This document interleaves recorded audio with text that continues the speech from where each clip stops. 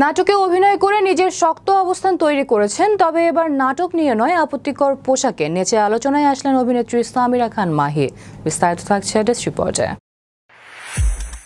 অল্প সময়ের ক্যারিয়ারে ভালোই চমক দেখিয়েছেন অভিনেত্রী সামিরা খান মাহি। তবে সাম্প্রতিক একটি নাচের ভিডিওতে বডি ফিটিং পোশাকের কারণে মাহির সেই নাচ দৃষ্টিকটু মনে হয় ভক্তদের কাছে, যার কারণে নেটিজেনদের করা সমালোচনার মুখে পড়েছেন এই অভিনেত্রী। শুক্রবার ইয়ামাহার একটি ইভেন্টে অংশ নিয়ে নৃত্য পরিবেশন করেছিলেন মাহি। সেখানে তার পরিহিত পোশাক এবং নাচের অঙ্গভঙ্গি নিয়ে প্রশ্ন তোলেন নেটিজেনরা।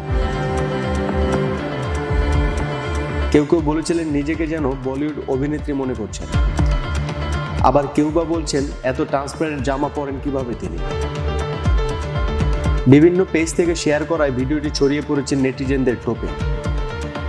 আকরাম নিশু নামে এক নেটিজেন কমেন্ট বক্সে লিখেছেন, কোথায় তামিল আর কোথায় গুলিস্তান। নাসির নামে একজন কমেন্ট বক্সে লিখেছেন, পোশাকটা যেমন কালা বাস্তবেও কিন্তু এমন কালা, ক্যামেরাম্যান হয়তো একটু এডিট মাইরা চেহারাটা দেখাইছে, আর কি অনেক সুন্দর লাগছে বস্তির রানীকে।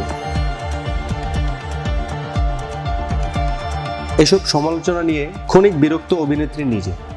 এই বিষয়ে এবার মুখ খুললেন তিনি। অভিনেত্রী বলেন, আমি ইভেন্টে অংশ নিয়ে 1 ঘন্টার মতো পারফর্ম করি।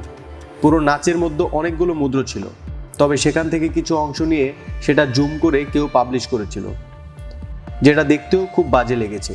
এমনটা করা মোটেও উচিত হয়নি। সমালোচনা প্রসঙ্গে তিনি বলেন, আমার সঙ্গে তো এটা কিছুদিন পরপরই হয়ে আসছে, এটা নিয়ে আমার আর কিছুই বলার নেই।